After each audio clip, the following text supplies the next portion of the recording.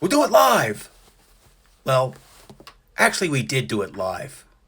Unfortunately, YouTube fucked up. So at the end of this stream, it's gonna cut off. Kind of like I do my guests. But you're entering the no spin zone. Ha ha ha. Why no spin? Because we all know the earth is flat. Hey, how you doing, hot chocolate? Anyways, as you'll see, I was right. Tide goes in, tide goes out. Can't explain it. Now let's do it live. Not really live. It's recorded earlier.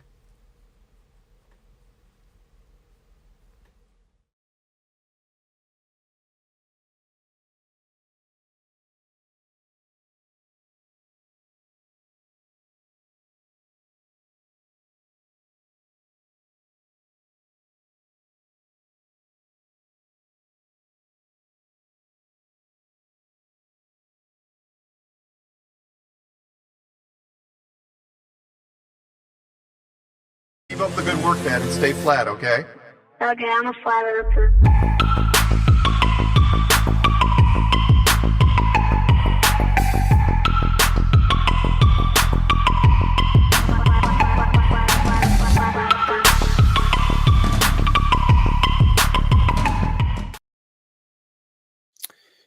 If someone asked me the biggest difference between the suburbs and Manhattan, I would have to say it's the moms.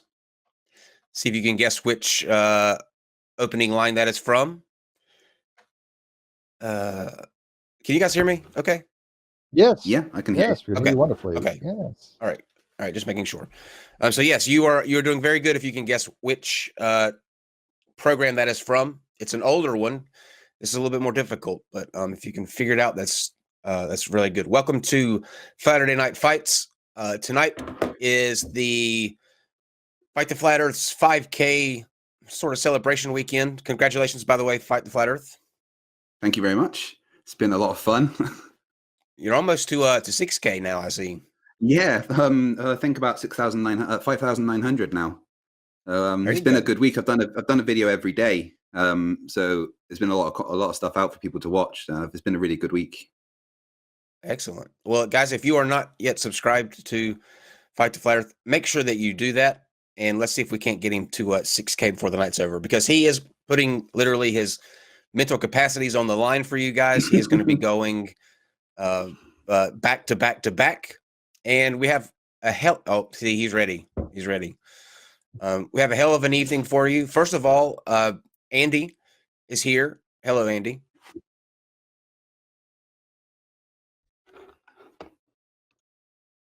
Can you hear us, Andy?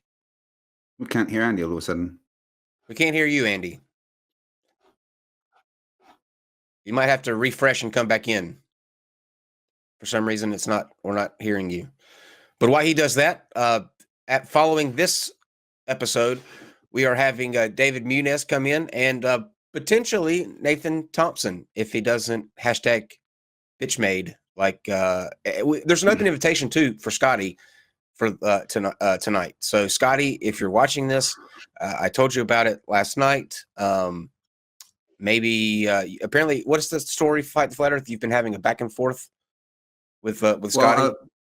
Yeah, but I've been looking at his recent videos about burden the proof and thermodynamics, and I asked him if he would come on tonight, and he said he doesn't know because Saturday is also his gay porn night. I understand that though. I'm with you there. It's a very difficult decision. Andy, can you give us a test? Whatever. Yeah, I can give you a fist. Can you hear me? Oh, yeah, we can hear you now. Well, it's already like that. Sweet. He's already wanting to punch me. We haven't even started yet, Andy. You see, I can give you the fist. Give it give it time. But Andy here is going to give us a presentation on something different, something that we haven't heard before. Steve said last week that he wants a flat Earth claim that is new and it's not the same old. I'm so Andy excited. thinks he is going to be answering that challenge. But before we do that, something new that we're going to be doing here on Saturday Night Fights is called the Flat Five, and we have compiled the worst of the worst of the worst in flat Earth arguments. Some of these are just so unbelievable. To do this, I have asked the Creaky Blinder to join up with us and see about putting these things together. So he has done a fantastic job. There's only as we get ready to, Dave, you can go ahead and cue this video up. As we get ready to do this, my only question for the Creaky Blinder would be, why are his blinds so creaky? That's the one question that I have. How good is the Creaky Blinder, okay. though, right? It's not my blinds that are creaky. One day you'll be as old as me and then you'll understand. Look, everyone, I'm on the Non Sequitur show. Let's get this first episode of Flat 5 underway. I'm submitting this for peer review to my fellow internet citizens. Right, awesome. So the first one is some sort of experiment. Let's see what he's got to say.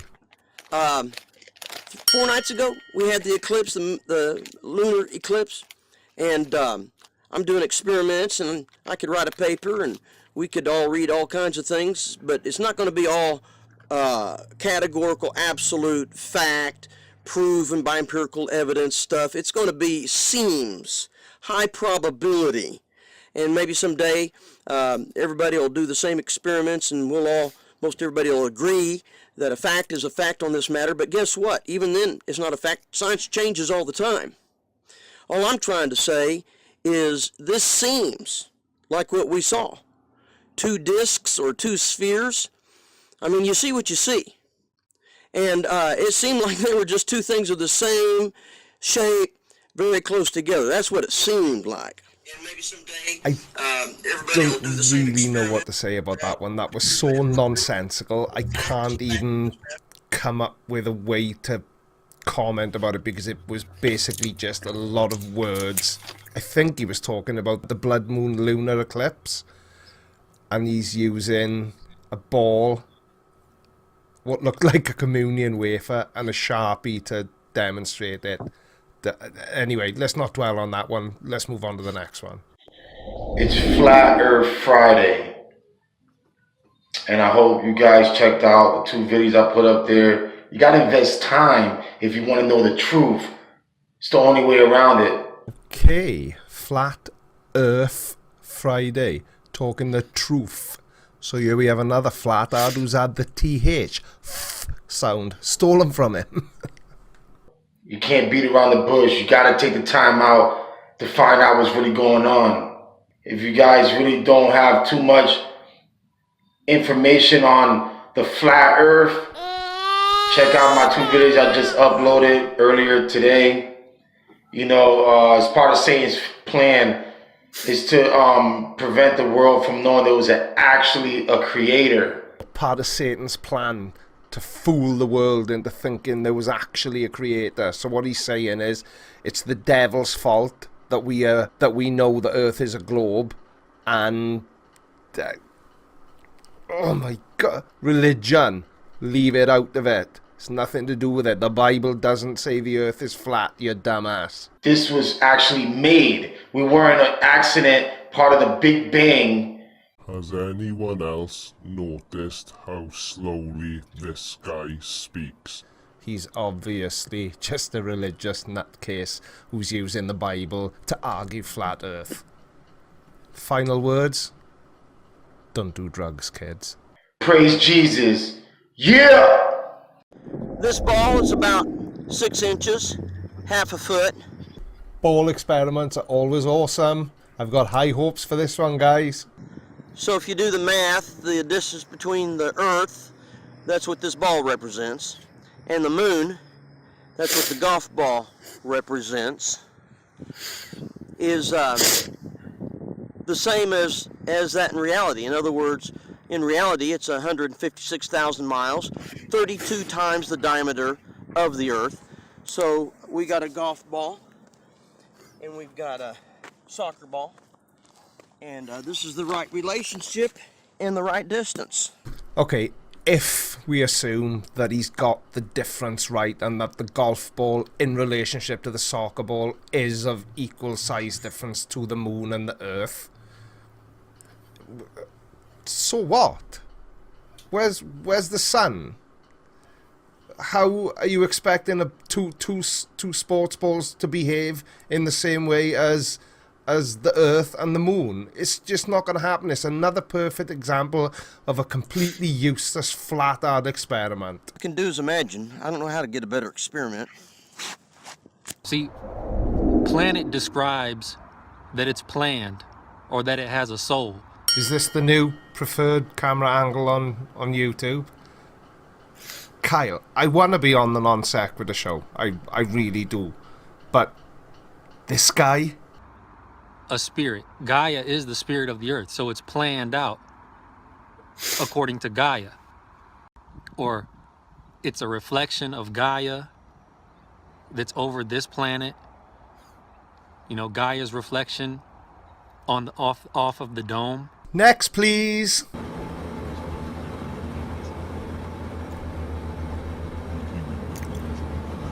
Holy shit.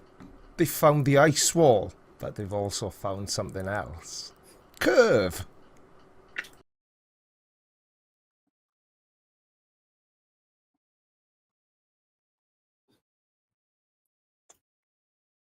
If there's one thing you can definitely rely on a flat earther to provide, that's proof that we live on a globe. Kyle, back to you. Fantastic, Creaky Blinder. That was fantastic. Thank you for doing that. Make sure that you are subbed to the Creaky Blinder as well. We're going to start doing that every week. The Flat Earth Pirate is one of my new favorite flat earthers. This is the guy that he was number 2 in this lineup, but he says that the sun goes into the earth, like the earth crust opens up and the sun goes into the earth crust. And that we know that the Earth is flat because Earth is an anagram for I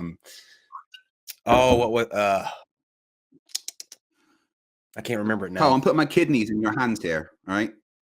Oh, you might as well just throw it out the window then already. Yeah. I don't think he brought enough tequila. But yeah, anyway, thank you once again to the Creaky Blinder. One special announcement that we do have on the 26th of this month. Bill Ludlow will be back with us, and we will also be joined by Lawrence Krauss, Dr. Lawrence Krauss. He will be here. We will be going through something from nothing and what that entails. So make sure you put that on your calendar. That's going to be a lot of fun. Also on the 19th of this month, John Perry from Stated Clearly will be having a debate with JF Gurepe. He's French, so I'm not sure how you say his last name. Actually, I can't even get English last names correct. Yeah, so they will both be with us. Make sure you check that out as well. Okay, so let's take a second and let you. Sure. Did you guys see the video I did about Validation Boy, the song? No, I haven't. If you guys haven't seen the song that I did about Validation Boy, it's also on Goddess Engineers channel. He's just released a response to it, which is 1 minute and 3 seconds of intense butthurt, which is fantastic. What they don't realize is that, well, he's basically taken the song that we did and played it in slow motion and put some words over the top of it saying, this person is gay, I don't like this person. And that's about it. And I'll read you one of the comments from Daniel Pratt that's in there. Says, these mental midgets have to collaborate on everything because 5 of them almost makes up the real man like Craig's wife is. Looks like they were just itching to do a Broadway musical about anything. Didn't matter what or who, really. They just can't help but jump at the chance to show off they're gay, apparently. Daniel Pratt seems a bit obsessed with the gay. One of the comments from Daniel Pratt. I still see it live. Or maybe not. I'm still getting the chat. Yep. The chat will go on anyways, but let me look here.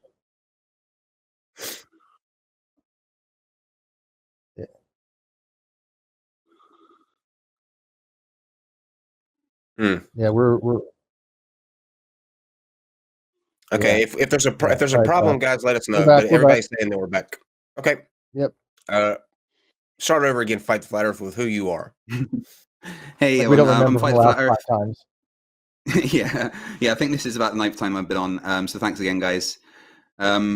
I don't like the flat Earth because it's literally spreading stupidity. You know, it's like it's an attack on people that have actually tried to educate themselves and discover about the world around us. And that's why I've started my channel. Just at the end of November, I started, and the fact that I've hit 5K subs already is amazing, and it shows that people actually understand the message that I'm trying to put out and want to help it get spread. I haven't yet come across any bit of evidence that I can't refute about the flat Earth. So I'm very, very interested to hear what Andy's got to say. So thank you for joining us, Andy. You're welcome. Andy, tell us a little bit about you. Well, yeah, my name's Andy. I'm originally from New Zealand, and I now live in Denmark. And I'm teaching here in renewable energy. And one of the things that led me onto the show is, of course, Steve's cry for help for somebody who can provide some decent evidence for flat Earth. And I think I've got something that might be a little bit disturbing. But I want to ask you guys a favor, if that's all right. Obviously, I don't want to make too many unsubstantiated claims. So what I really want you guys to do is fact check while we go, and I'll be actually asking you for some of the critical bits of the information for you to supply yourselves as we go forward. Okay, so is that okay?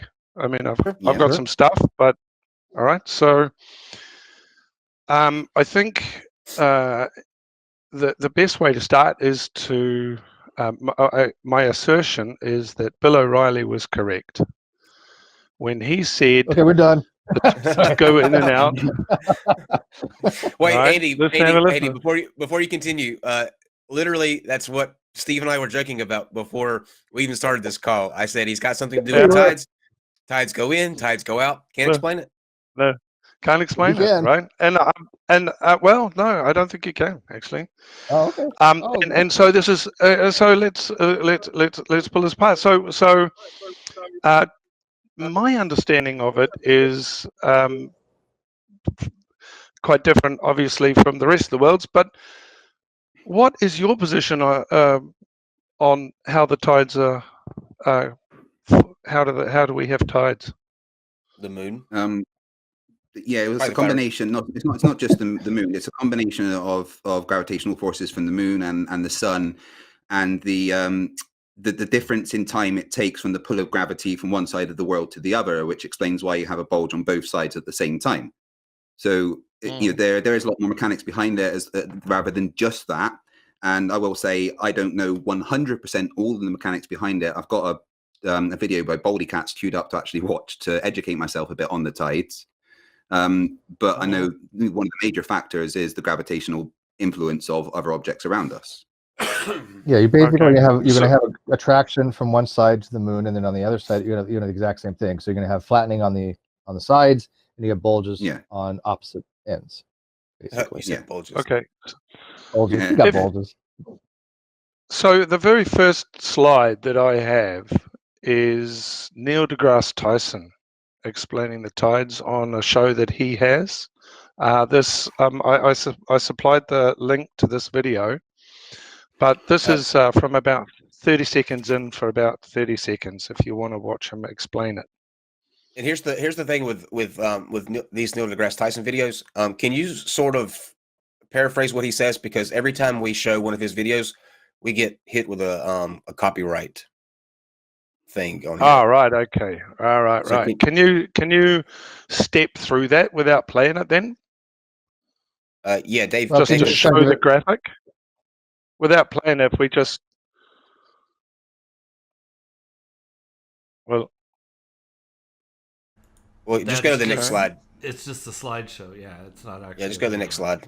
All right. Well, no, we really want to have a look at the sort of model, but if anybody wants to go to Wikipedia, you see this. What's sort of shown here is that the Earth is inside this sort of bulge of water around each side. And what Neil deGrasse Tyson was saying in the video was, it's not really the water that goes around the Earth. the sun and the moon actually move quite slowly relative to the Earth's spin, and so it's actually the bulges are there, and the Earth spins inside the bulges, and that's what creates the tides. And can you play any animations on the videos, Sure. on the slides? Yeah. Sure. So you can see, the first Actually, animation is here. No, it doesn't look like it. It looks like all the animations have come in.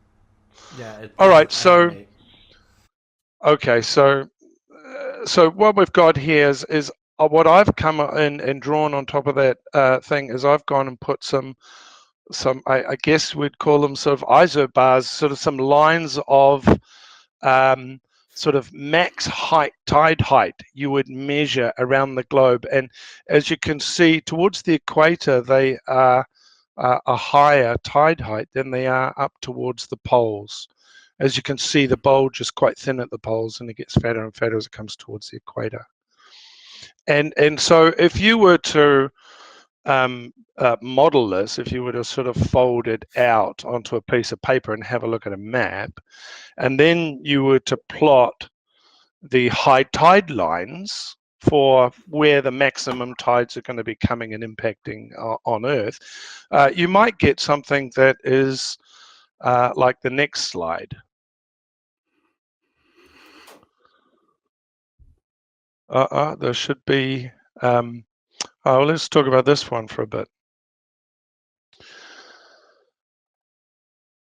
The point is that there is a wave, and the wave is has the wavelength of the Earth, so 24,000 kilometers roughly around the equator, right? That's one big wave.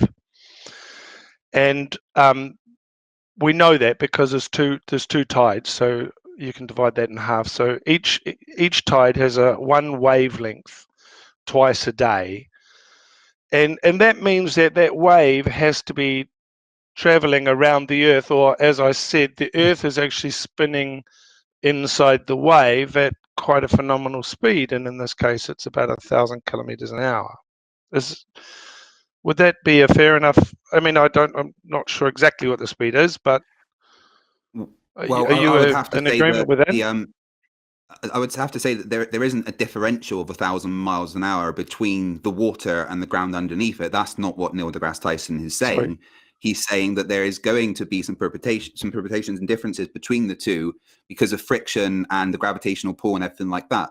There isn't the land underneath the sea isn't moving at 1,000 miles an hour. That's not what he's saying. No, but in essence, okay. yes, the Earth is moving faster than the tides because the tides are being affected by the pull of gravity and everything like that.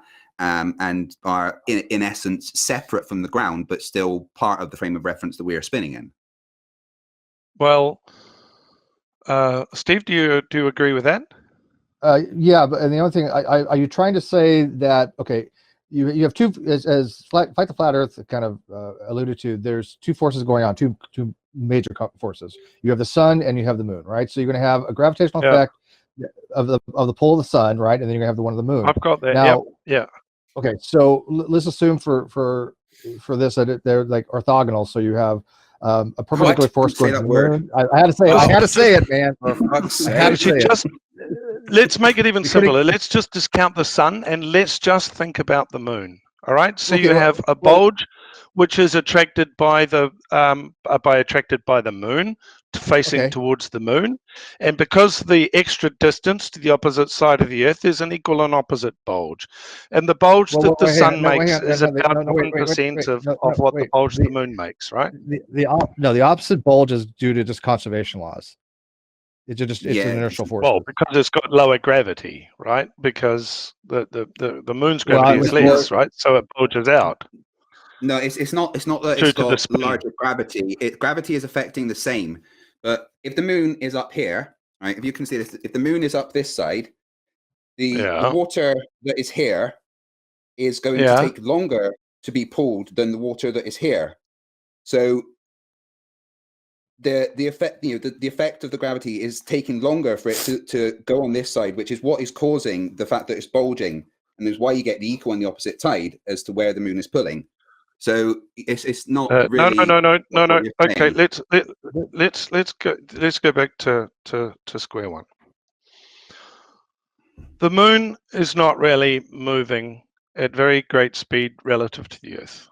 It's the Earth's spin, right, which is creating the diurnal tides. The fact that the Earth spins around relative to the relatively stationary moon, it only goes around once a month. That is why we have a bulge that's always facing towards the moon. Yes. Is that correct? Conservation, Right. yeah, conservation because of inertia and centrifugal forces. So if you go 90 yeah. So if you go 90 degrees out to the sides of the Earth, which are so here's the other thing. So if you're standing on the moon, you're looking at the Earth, and the point nearest to you, facing you on the Earth, is high tide, the highest tide. That's the big high tide, and then all around the horizon of where you can see is low tide, and then on the opposite side of the globe from where you're looking at it is another high tide. And what I'm asking is, what's causing the high tide on the other side of the Earth over there? Well, that's what we just explained. So you're saying this, okay? You're on the moon, and you're looking at the Earth, and there's what's the high causing tide it? here. Don't explain to me back what I just explained to you. I just want to understand. Yeah, I want to understand exactly what I'm explaining to you. Yeah, so I just want to understand we're on the same page. So this is what you're saying. You're explaining to me. Yeah, you're asking why this tide is happening. Yeah. Yeah. That's what you're asking. Okay. Well, I'm pretty sure that I just explained that. It's to do with the difference in time of the gravitational pull. It's taken longer for the gravity to pull these waves than it is to pull these waves and these waves and these waves. So the conservation of momentum of the pull creates the bulge back and forth. It's because it has to go around the curve. You're creating like a tighter area as it gets up, and it's that movement, the fact that it's taken it's further away, so the gravity takes longer for it to affect on that side, which creates the opposite bulge on the other side as well. That is completely explained and understood by the model we already have. Yeah, that's not really. That's just complete nonsense. No, but let's follow. Yeah, I understand that. I'm not going to let you just say it's nonsense because that is the explanation. Yes, right, we're going to make a fool of this in a minute. Just bear with me, right? But here's my question. I just want to say I'm not having. No, I just want to say I'm not having you say that's not the explanation. Okay, with because that is the explanation. All right, I hear what you say, but don't tell me that's not the explanation because it is. All right, because I really want to put this down here as a marker for where people who are walking on things that they really truly don't have a very good grasp of, right? And I want to mark at this point in the discussion where you guys are saying to me, this is what's known, this is how it is, there's no discussion. That's what you're saying. And no, that's not what we're saying. Let's just take another little step. No, because if you're telling me I'm saying something, I'm going to interrupt you and tell you that you're wrong because that's not what I'm saying. If there is a well-substantiated body of evidence that completely comports with reality, I'm going to go with that over the ramblings of a madman every single time. Exactly. Me too. Let's follow it through. I mean, so hey, I want to record too. What he's saying is the delay in the time the gravity takes to act on the I want to go on record on this because I'm not saying that is. Well, how about this? That's the current way it's explained. That's a fact. Yep. Okay, and it's explained because of physics. And are you familiar with something called Bernoulli's equation? Just out of curiosity. No. Okay, that explains it. There you go. Well, tell us why it's not a fact, Andy. I'm interested to know. We still need to get a little bit deeper than this because the answer that we got was that it's still the effect of the moon on the way.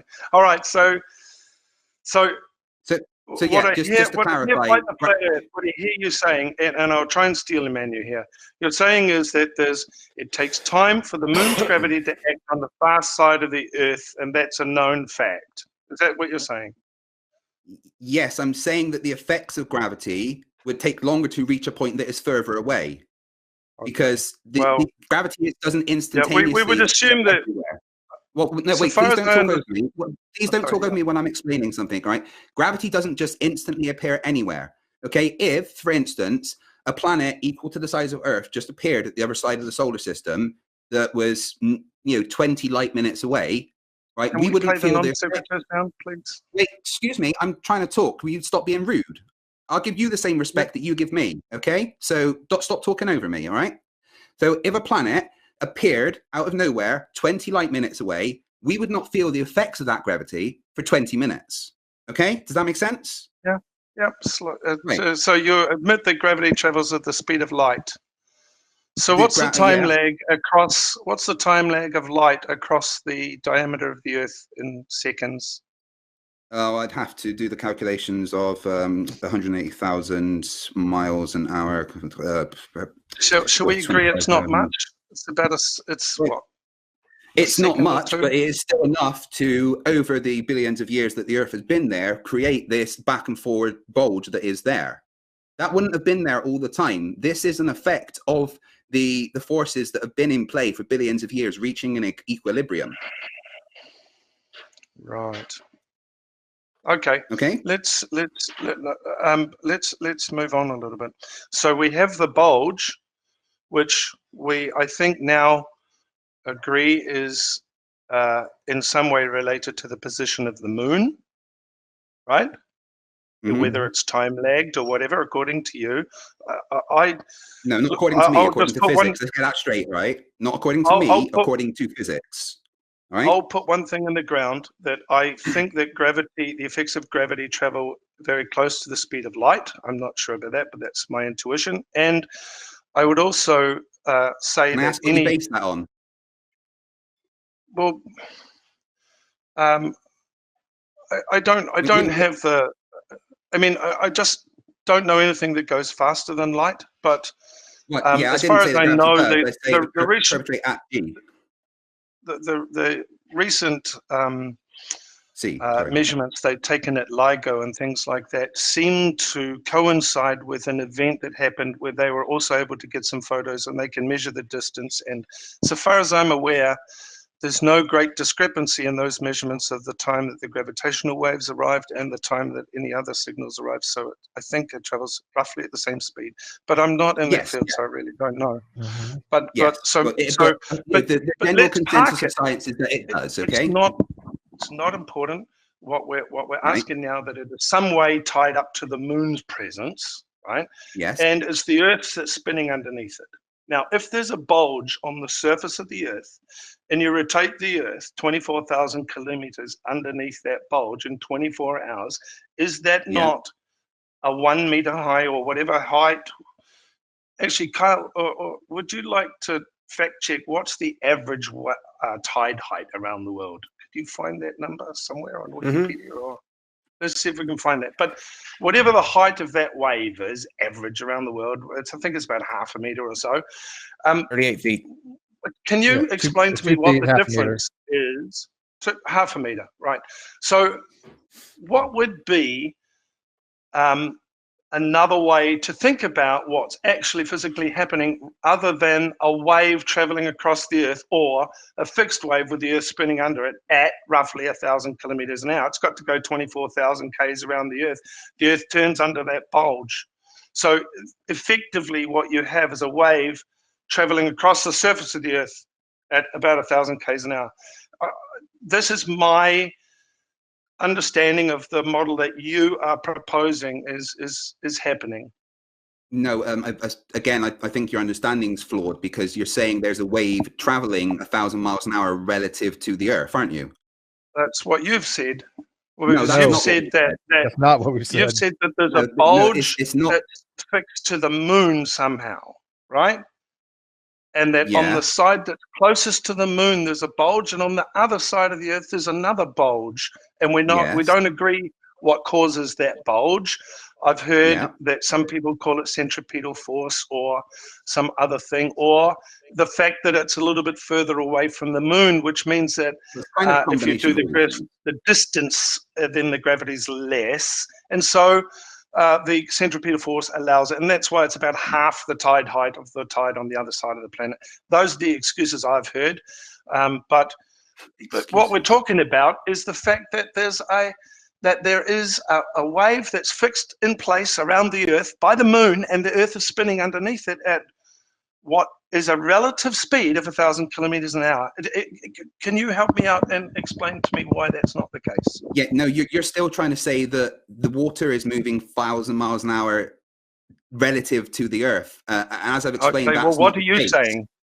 What are you saying that's happening? I've already explained this to you, that it's where I really don't like repeating myself. It's honestly like you people don't listen to anything. But as I said before, yes, in a sense, the Earth is spinning underneath the ocean, but it's not like there is a difference of 1,000 miles an hour between the ocean and the ocean floor. There is just a slight difference in friction. Wait, I'm still explaining, please. There's a slight difference in height and friction, and the way that the moon, the water is being pulled by the moon and the sun creates this differential that allows the Earth, in a sense, to spin slightly faster than the ocean. But it doesn't mean that there's 1,000 miles an hour difference between the water and the ocean floor. Oh my God! Okay. Yeah, let's move on. So do you agree with me? Don't move on. Don't move on. This is a critical thing. I need to move on. This is a typical flat earther fact. No, this is a typical flat earther tactic. Oh, right. You can't move on.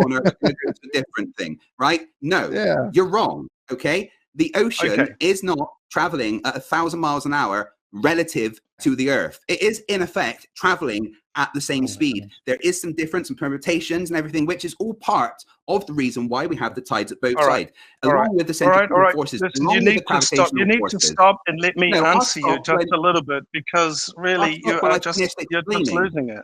No, you haven't. You're not explaining anything. Look, I am. Here's one thing.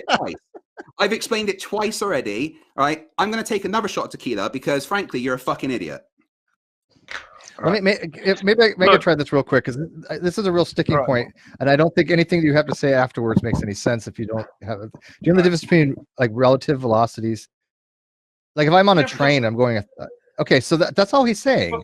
If I'm on a train and I throw something up in the air, that coin is going zero with respect to me, but 100 miles an hour with respect to the ground. It's not a straw man. How is that a straw man? Traveling, dude. I'm not saying that the water is traveling at 1,000 kilometers an hour. It's the wave. That's just what you've said. The water is the wave. The wave just goes like this. It's a circular motion, and it's about not at half a 1,000 meter miles high. an hour. No. Its wavelength is about half the diameter of the Earth, and that wave travels through the liquid of the ocean as a fixed response to the moon's I think I know the problem. Your understanding of transversal and waves. When waves move in water, it's not the water moving that much. The little actual individual water molecules are not moving that much. It just moves a little bit like that, right? Okay, so what's the issue then? If you get that? Yeah, I've said that there is a wave traveling across the surface in this. And then you guys are all talking about, oh, you're such an idiot. There's no water traveling across the Earth at 1,000. Don't you know the difference between relative velocities? That's nonsense. What we're talking about. No, it's not nonsense. It's facts. The moon. You have a misunderstanding of the basic physics. Hold on. One at a time. Andy, finish making your point. I apologize. The moon is fixed. The moon is fixed, and it creates this wave, this bulge on the Earth. You agree that it's there. And that wave has to propagate through the liquid. It doesn't propagate through the land, but it propagates through the liquid in the oceans and ends up expressing itself as tides. That's what you're saying, right? As the wave approaches the shore, it washes up, right? Is that what you're saying? Yes. Okay. All right. Yes, but that wave isn't moving at 1,000 miles an hour, though. Why would you think that wave's moving at 1,000 miles an hour? Well, can you just give me the wait?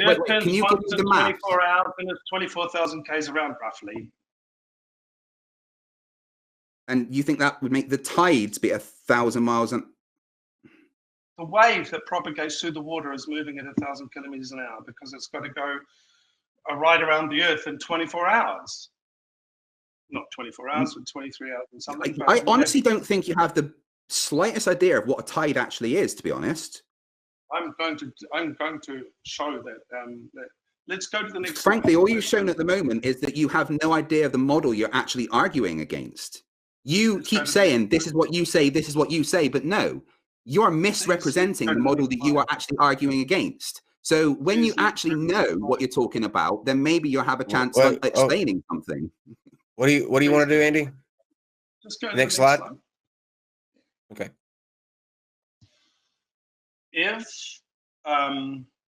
If that model of the bulge was correct, and there was a bulge on each side, and you drew those lines of height that I drew, if you measured the wave height, then up towards the northern and southern latitudes, the higher latitudes, you would find there would be a smaller tide. And in the more equatorial regions, you would find that there was a bigger tide. Is that correct? And if you were to graph that, or if you were to show some lines where you drew, okay, this is the average tide height of 5 centimeters down near the poles, because there's never much tide down there. And here's the area where there's average tide height of 20 centimeters and then 50 centimeters. And then as you go north or south, it'll get less and less as you approach the pole. And you would expect to find these lines going pretty much east-west. There'll be some disturbances around the land masses, but certainly across the Pacific, you would expect to see some pretty east-west lines indicating the tide height on a regular basis. Is that correct? Would that be logical?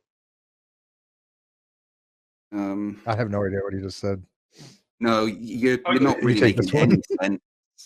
Like I can't parse that. You've literally just spoken for 2 minutes and kind of said nothing. It's actually quite painful. Right, let's go back two slides to where we go back to the model with the bulge. Yep. On the bulge, you see that I've marked in yellow some tide heights, and this would mark the average high tide given this model. So that near the equator, you would get a relatively high tide.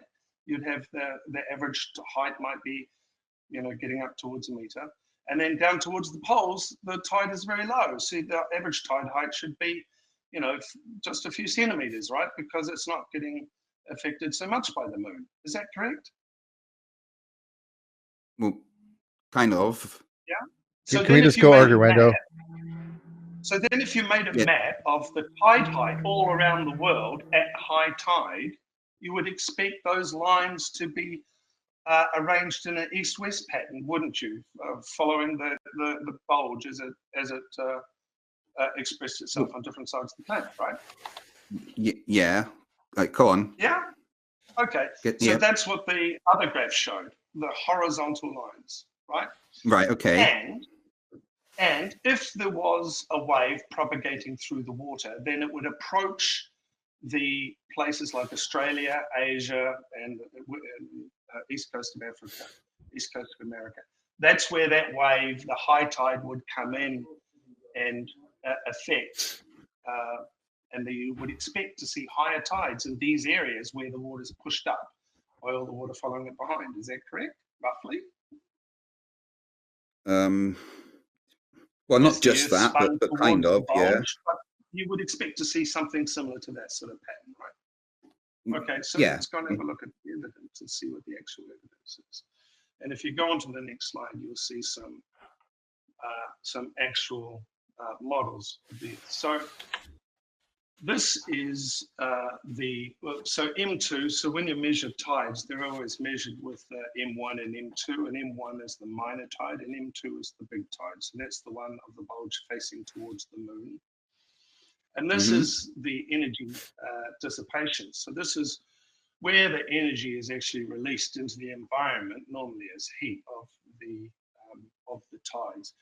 And as you can see, it's quite interesting, but on the sort of east coast of Africa and on the bits of the east coast that are facing the oceans, you don't get all that much energy dissipation. What you do get energy dissipation, it turns out, is in areas where the sea is quite shallow.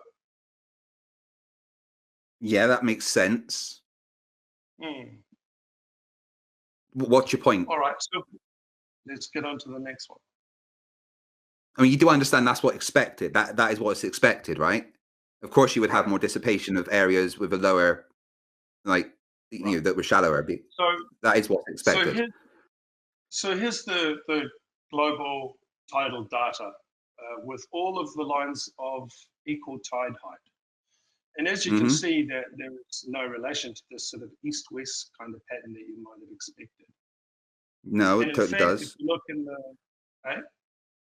It totally does when you take into account everything else that's happening there. If you have a look, if you do the lines of latitude on that, you quite clearly see why the tides are and the areas are like that.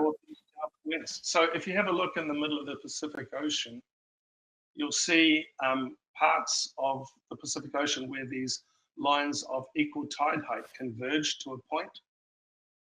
And right. What that means is that there's no tide difference there. You can never measure a tide difference there. There's no bulge.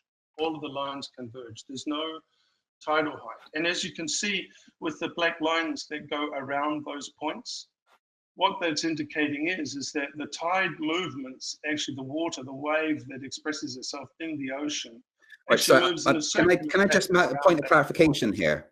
Can I just, tides aren't waves, right? Can we just clarify that? Tides aren't waves. They're different things, okay? You understand that, right? Well, I think you're wrong, but whatever. No, he's not wrong. No, They're I'm not wrong. The same Tides thing. are not waves. They're different things. Even I know that, Andy. This is a little bit that's pretty. because I was talking about I just don't want you to embarrass Andy. Andy, I don't want you to embarrass yourself here and keep saying the wrong thing. You do realize this is a public forum and there's people watching, right? Wait, we got people watching this? Yeah, I just wanted you to know that you are saying this out loud to okay, a bunch of people. Let him answer. Let him answer, y'all. Let him answer. Listen to this. This is the actual data. This is what we measure when we look at the tides. And you do and not it's what see is expected. A pattern with the high tides with red colors. You'll see the high tides, the average high tides. They don't appear around the equator. In fact, the highest tides appear up in the far do you know what north those are called? around the UK and stuff. Yeah. Do you know what those are called? Those are called nodal points. Yeah. It's where tides are naturally higher or lower due to the contours of the land underneath and above, and where the tides are forming. For instance, there's an area in the southwest of England where I used to live, the River Severn, which has I think it's the third highest and fastest tide in the world, which.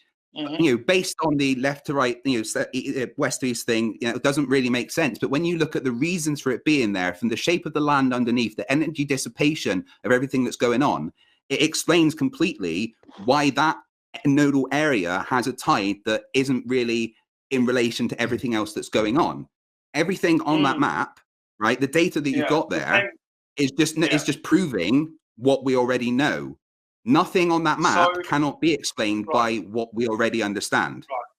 So let's go to the middle of the Pacific Ocean. You'll see there's quite a big green loop with a yellow highlight in the middle of it. This right slap bang in the middle of the Pacific Ocean, right?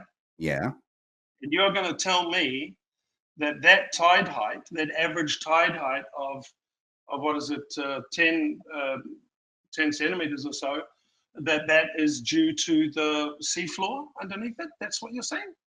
It will be a combination of a lot of things. As I have said, I'm pretty sure this is the 6th or 7th time.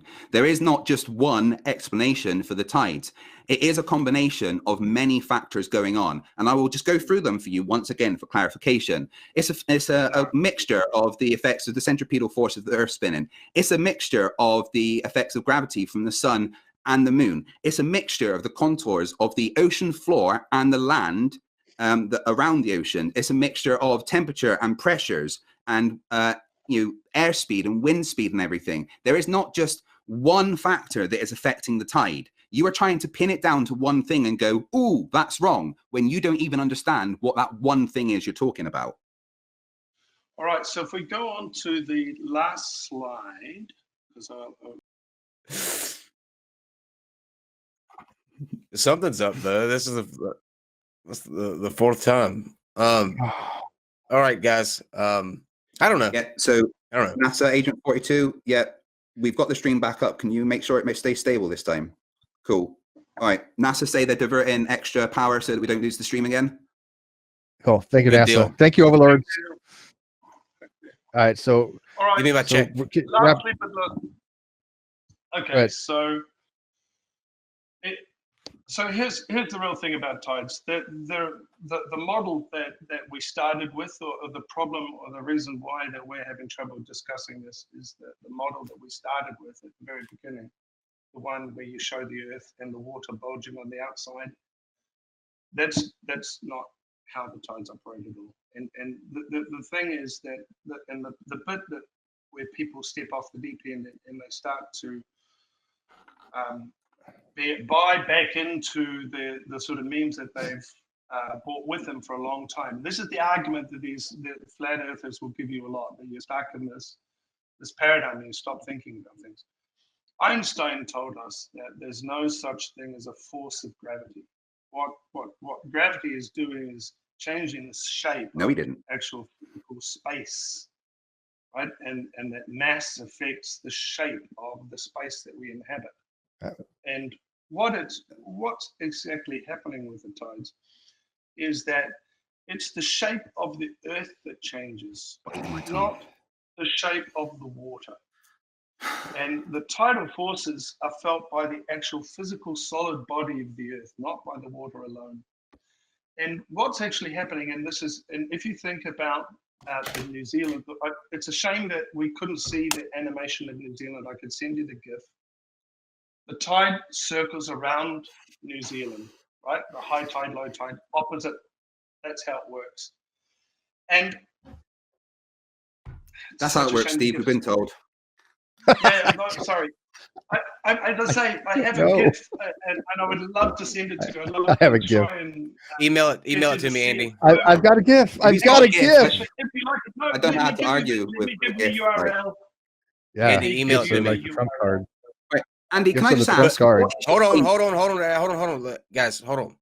Andy, put the URL in the live chat or in the inside chat here, and then Dave can find it and we can put it up that way. But there's a little chat box. You see it?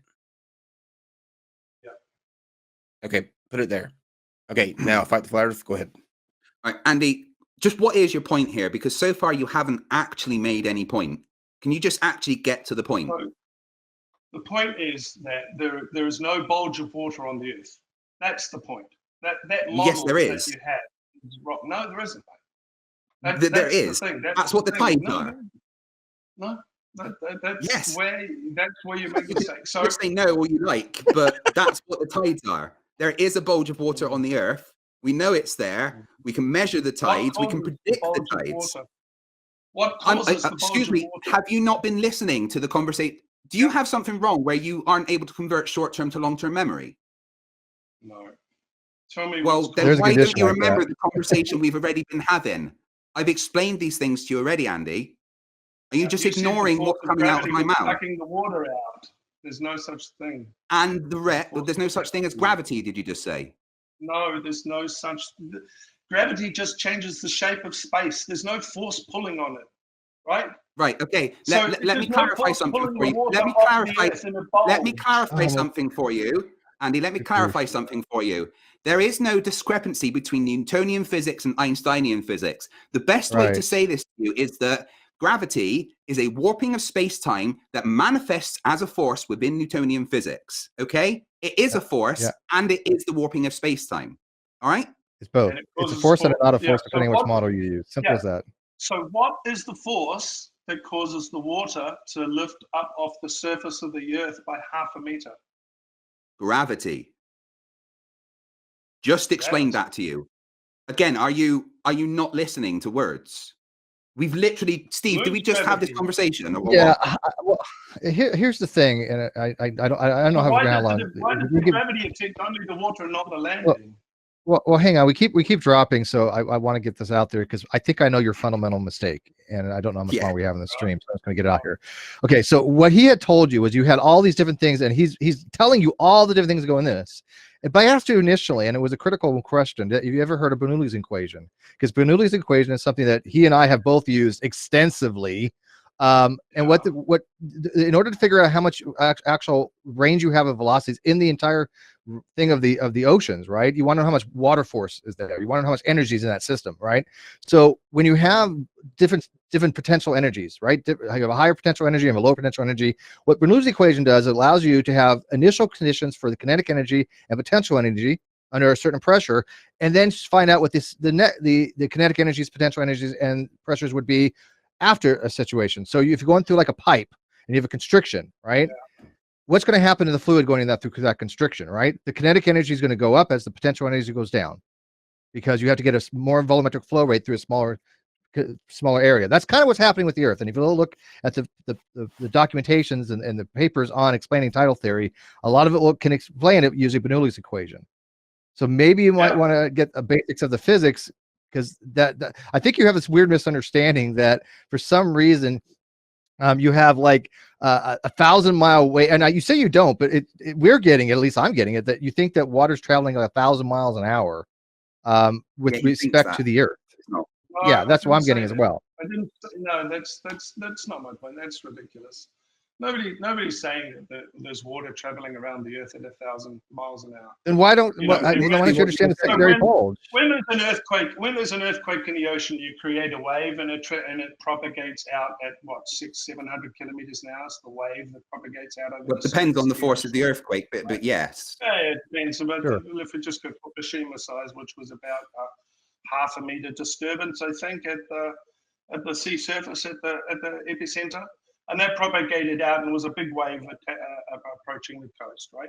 And you're right, the water's not, when you have that big wave approaching the land, of course, it gets much higher as it approaches, as the energy builds up behind it, and all of those effects on the way. And that is essentially what's happening with the tides as well, and why, as you say, in the Severn Estuary, it really sloshes up in the valley. The Bay of Minas Passage is in Nova Scotia is one of the places where it really works up there as well.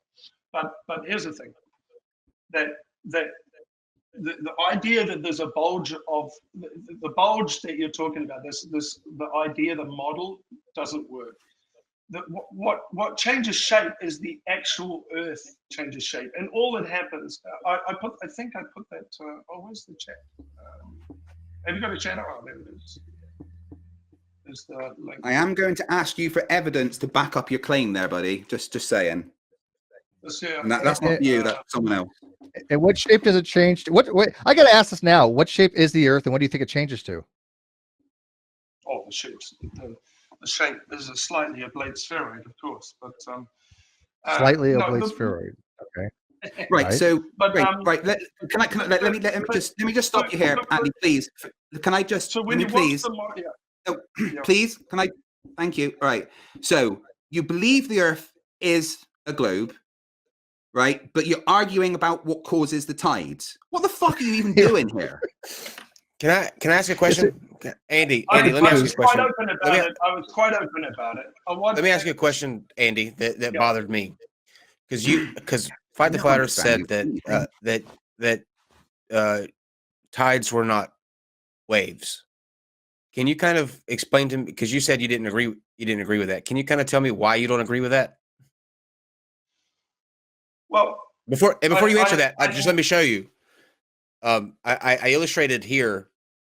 See, a wave is this thing that comes up out of the ocean. Tides has to do with how much it encroaches on the beach. So there's a distinct difference between these two, correct? Like, these are different things. These are not the same. Thanks, Carl. Waves are not tides. It's really helping. Yeah. Yeah, I got to tell you, if we ever play a game of Quick Draw, you're my partner. So, but where am I wrong there, Andy? Where am I wrong there, Andy? And the reason why I got angry with Andy... Wait. All right, sorry, carry on. But the point that I think the idea that there's a bulge of water on the surface of the Earth is incorrect, and that is a fact borne out by lots. No, it's not. If you're saying you're not answering Kyle's question. Wait, you're not answering Kyle's question. Wait, you're back on the bulge. He has bulge on the brain. Okay, let's get back to Kyle's question because I'm curious too. Kyle asked a great question, and he even took the time to draw it. I hate people with artwork ability like that. It drives me nuts because I can't draw a stick figure. But he exceptionally in visual. If he showed you the difference. I said he was exactly right. Okay. What are you asking? Yeah, I said you're right. Okay, so exactly right.